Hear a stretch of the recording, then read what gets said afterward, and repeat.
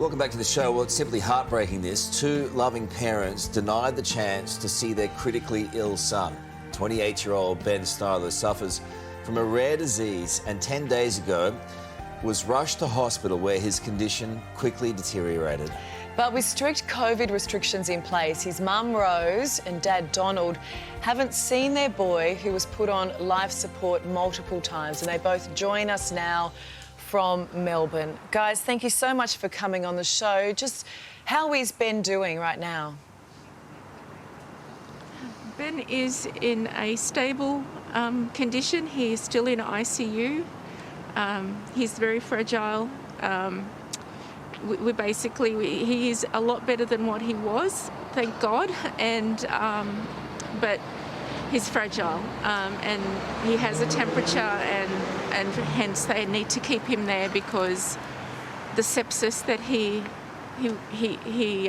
suffered from may potentially come back. So they are monitoring him very closely.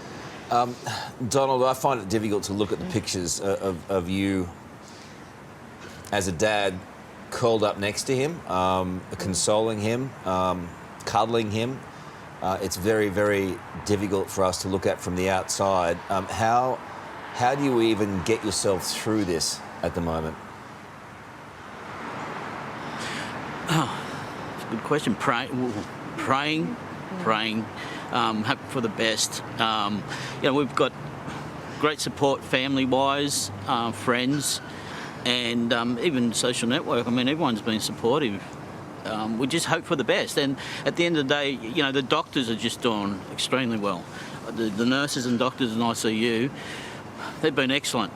If it wasn't for them, Ben wouldn't be in this situation now. He'd be gone. We'd like to be there for him. He needs our presence. The nurses and doctors have done as far as they can do. I think we need to do more. We need to see him. We need to have the ability to see our son when he is alive. We've had two cases where we nearly lost him. In a space of 5 days, we nearly lost him twice, and we could have seen him. We could have seen him when he was alive, and we didn't want to get another call where they say, your special circumstances are here, it's time for him to go, you can come and see him.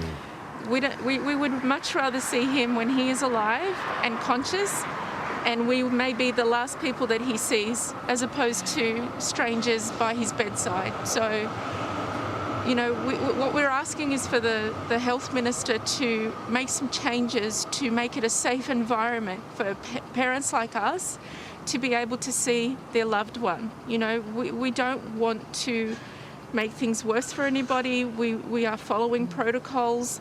We will wear PPE. We will pay for our own PPE. We will have COVID tests done. We don't want all of us to be there. Just one of us to be there by his side can make the world of difference to him, to his recovery, and to our mental health and to our state of mind.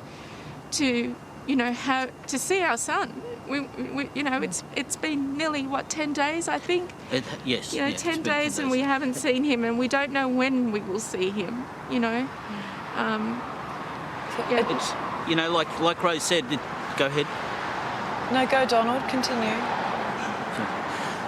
Like Rose said, it's not about all of us going in there and seeing him at all. It's really important. I mean, no one knows Ben more than his mother, Rose.